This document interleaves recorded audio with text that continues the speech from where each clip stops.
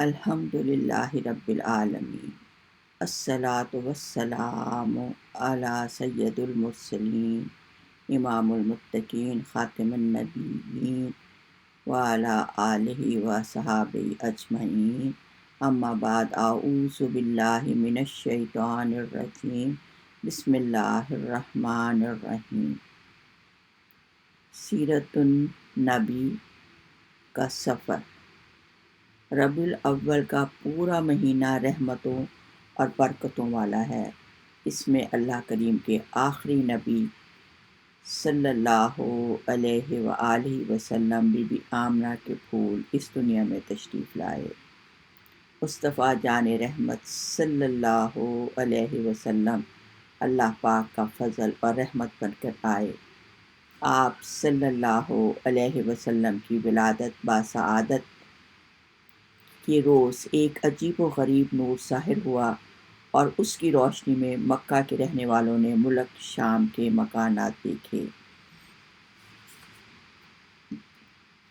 جب محمد صلی اللہ علیہ وسلم پیدا ہوئے، کسریٰ بادشاہ کے محل کی 14 برجیاں گر گئیں، اور ایران کا سب سے بڑا آتش کدہ 1000 سال سے روشن آگ جو تھی وہ بجھ گئی۔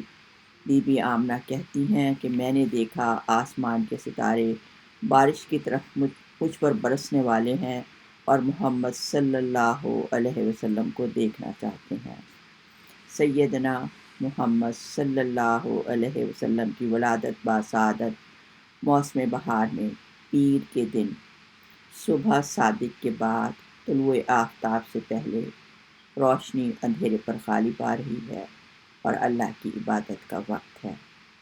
پاکیزہ بدن، ناف بریدہ، ختنہ کیے ہوئے اپنے والد ماجد کے مکان میں پیدا ہوئے۔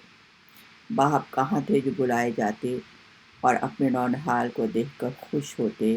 دادا بلائے گئے جو اس وقت خانہ کعبہ میں طواف کعبہ کر رہے تھے۔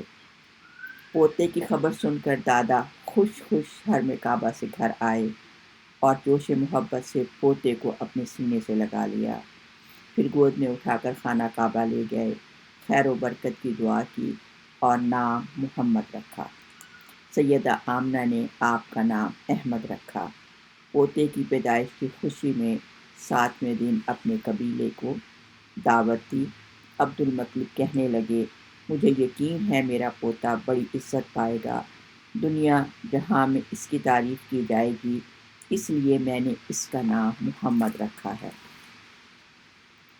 مکہ کے شرفا اور رئیس اپنے بچوں کو دودھ پلانے کے لیے معافے پر دایا رکھتے تھے، اور اپنے بچوں کو ان دایا کے سپرد کر دیتے تھے، اور وہ خواتین ان بچوں کو اپنے گاؤں میں لے جاتی تھیں۔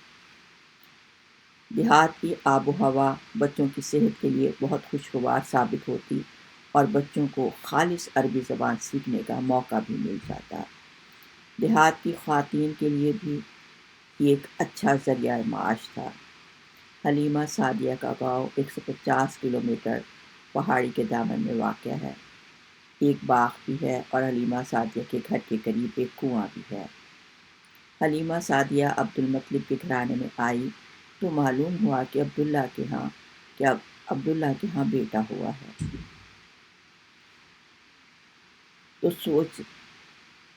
تو اس کے والد عبداللہ جو ہیں وہ فوت ہو چکے ہیں، تو سوچنے لگی شاید مجھے اچھی اجرت نہ ملے، کیونکہ باپ دنیا سے رخصت ہو چکا ہے۔ حلیمہ سعدیہ خود خشک سالی کے گاؤں سے آئی تھی۔ حلیمہ سعدیہ کی گود میں ان کا اپنا بیٹا عبداللہ تھا، جو دودھ نہ ملنے کی وجہ سے ماں کا دودھ اتنا کم تھا کہ ساری رات روتا تھا۔ ان کی اونٹنی اتنا دودھ نہ دیتی تھی کہ گھر کے افراد بھوک مٹا سکیں۔ کمزور خچر، لاغر اونٹنی اور کم دودھ۔ وہ اور گھروں میں گئیں کہ کوئی بچہ لے سکیں، لیکن ان کی صحت اور حالت دیکھ کر کوئی ماں اپنا بچہ حلیمہ سعدیہ کو دینے پر تیار نہ ہوئی۔ حلیمہ سعدیہ کو کیا معلوم کہ اس کی یہ کمزور حالت اسی کی خوش نصیبی ہے۔ مایوسی کے عالم میں پریشان ہو کر اپنے شوہر سے کہتی ہیں، خدا کی قسم خالی ہاتھ واپس نہ جاؤں گی۔ ان کے شوہر حارث نے کہا، تو پھر عبد المطلب کے پوتے ہی کو گود لے لیتے ہیں۔ تو حلیمہ سعدیہ اور ان کا شوہر بی بی آمنہ کی خدمت میں حاضر ہوتے ہیں۔ ان کی ملاقات بچے کے دادا سے ہوئی۔ دادا نے دایا سے پوچھا، تمہارا کیا نام ہے؟ جواب ملا، حلیمہ سعدیہ۔ واہ، نرم طبیعت والی اور خوش قسمت بھی، یہ دونوں خوبیاں ایک جگہ، باکمال۔ بی بی آمنہ اپنے بیٹے کو حلیمہ سعدیہ کے پاس لاتی ہیں۔ پیارا بیٹا اس وقت سبز چادر میں لپٹا سو رہا ہے۔ حلیمہ سعدیہ کا بیان ہے، میں نے بچے کو گود میں لیا اور منہ سے چادر ہٹائی تو بچے کی خوبصورتی پر فدا ہو گئی۔ اتنا پیارا بچہ میں نے کبھی نہیں دیکھا تھا۔ میں نے بچے کے ماتھے پر بوسہ دیا۔ اس وقت رسول اللہ صلی اللہ کی 8 دن کے تھے۔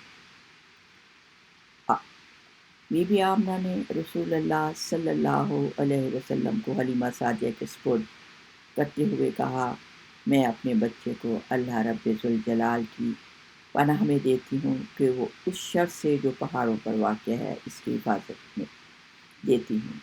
بچہ لینے کے بعد حلیمہ سعدیہ نے 3 راتیں مکہ میں خیمے میں گزاری، کیونکہ سارے قافلے کے ساتھ ہی گاؤں واپس جانا ہے۔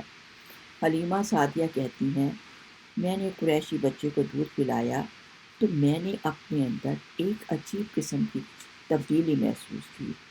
بھوک اور کمزوری کی وجہ سے میرا دودھ میرے اپنے بچے کے لیے کافی نہ تھا، مگر اب دونوں بچوں نے اپنی بھوک کے مطابق دودھ پیا اور یہ میرے لیے بہت خوشگوار حیرت تھی، خوشگوار تبدیلی تھی۔ حارث اونٹنی کا دودھ دھونے کے لیے گئے، اونٹنی نے خوب دودھ دیا، وہی اونٹنی جس کا دودھ خشک تھا ایک لمحے میں بدل گئی۔ اب ہمیں اندازہ شروع ہونا ہو گیا کہ ہم ایک غیر معمولی بچے کو لے کر آئے ہیں۔ حارث نے حلیمہ سعدیہ سے کہا، خدا کی قسم ہم ایک بہت ہی بابرکت بچہ لائے ہیں۔ واپسی کا سفر بالکل ہی مختلف تھا۔ میرا خچر، کمزور خچر جو مکہ جاتے وقت سب سے پیچھے تھا، اب کوئی اور سواری اس کے برابر نہ تھی۔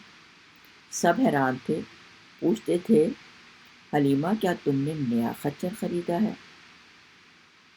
رسول اللہ صلی اللہ علیہ وسلم کے آنے سے حلیمہ کے گھر میں بہار آ گئی۔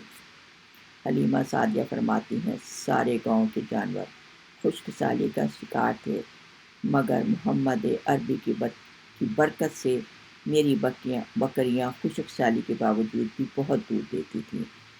تمام لوگ اپنے چرواہوں سے کہتے تھے، اسی چراگاہ میں جاؤ جہاں حلیمہ کی بکریاں جاتی ہیں۔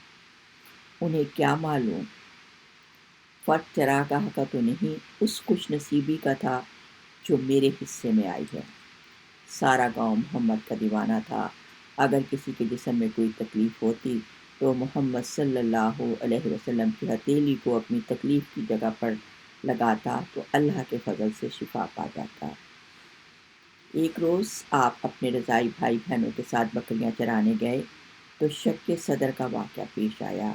بی بی حلیمہ اور ان کے شوہر جو تھے وہ گھبرا گئے اور کہا کہ ہم اس کو واپس بی بی آمنہ کے پاس سپرد کر کے آتے ہیں۔ بی بی آمنہ نے بچے کو واپس کرنے کی وجہ پوچھی تو بی بی حلیمہ نے پیٹ کے چاک ہونے، سینے کے چاک ہونے کا واقعہ سنایا اور آسیب کا شبہ ظاہر کیا۔ تو بی بی آمنہ رضی اللہ عنہا نے فرمایا، ہرگز نہیں، اللہ رب العزت کی قسم، میرے نوز نظر پر کسی جن یا شیطان کا عمل دخل نہیں ہو سکتا۔ میرے بیٹے کی بڑی شان ہے۔ ولادت کے حیرت انگیز واقعہ سنا کر بی بی حلیمہ کو مطمئن کر دیا۔ اب صلی اللہ علیہ وسلم اپنی والدہ بی بی آمنہ رضی اللہ تعالیٰ عنہا کی آغوش میں رہنے لگے۔ بی بی آمنہ کی زندگی اپنے بیٹے کے گرد گھومنے لگی۔ اب انہیں اپنے بیوہ ہونے کا غم نہ رہا۔ اب دن رات انہیں لمبے نہیں لگتے تھے۔ عرب میں تیسرا نکاح جو تھا وہ عام ہے۔ بی بی آمنہ نے عبداللہ رضی اللہ عنہا کی وفات کے بعد دوسرا نکاح نہیں کیا۔ بیٹا نظر آتا تو ساری پریشانیاں دور ہو جاتی۔ پیارا بیٹا گھر میں چلتا پھرتا نظر آتا، اپنے دادا، چچا، پھوپھیوں سب سے پیار لے رہا ہے۔ 1 سال خوشی خوشی پلک جھپکتے گزر گیا۔ پیارے نبی صلی اللہ علیہ وسلم کی عمر اب 6 سال ہے۔ بی بی آمنہ اپنے بیٹے کو لے کر شہر جسرت جا رہی ہیں۔ عبد المطلب کا بھی ننھیال ہے اور آپ کے بھی والدین۔ 1 ماہ اپنے بیٹے کے ساتھ مدینے میں گزارتی ہیں۔ بیٹے کے ساتھ روزانہ حضرت عبداللہ کی قبر پر جاتی۔ مدینہ واپسی پر حضرت عبداللہ کی قبر پر گئیں تو شوہر کے ساتھ گزارے ہوئے لمحات یاد آئے تو بے شمار رونے لگتی۔ ایک نظر قبر پر ڈالتی، ایک نظر اپنے نور نظر بیٹے پر دیکھتی، روتے ہوئے رخصت ہو گئی۔ مقام ابوا پر طبیعت بہت خراب ہو گئی۔ ایمن کے سہارے سواری سے اترتی ہیں۔ کہا ایمن اب مجھ میں سفر کی ہمت نہیں، آخری وقت قریب ہے، میرا بیٹا بڑی شان والا ہے، اس کو حفاظت سے مکہ لے کر جانا اور اس کے دادا کی سپرد کر دینا۔ ایمن اور پیارے نبی صلی اللہ علیہ وسلم نے اپنے چھوٹے ہاتھوں سے ماں کی قبر بنائی۔ قبر میں ڈالنے کے بعد اب بہت روئے، روتے رہے اور روتے ہوئے واپس جو تھے وہ مکہ، ایمن انہیں مکہ واپس لے آئیں۔ اور پھر حضرت عبداللہ کے ابھی آپ 10 سال کے تھے، پھول ابھی کھلا ہی تھا کہ 10 سال کے تھے تو دادا کا بھی انتقال ہو گیا۔ دادا نے مرتے وقت آپ کو حضرت ابو طالب کے سپرد کر دیا۔ اللہ تعالیٰ رب العالمین تمام مسلمانوں کے لیے اس مبارک مہینے کو رحمت، مغفرت اور جہنم سے نجات کا ذریعہ بنا دے۔ آمین ثم آمین۔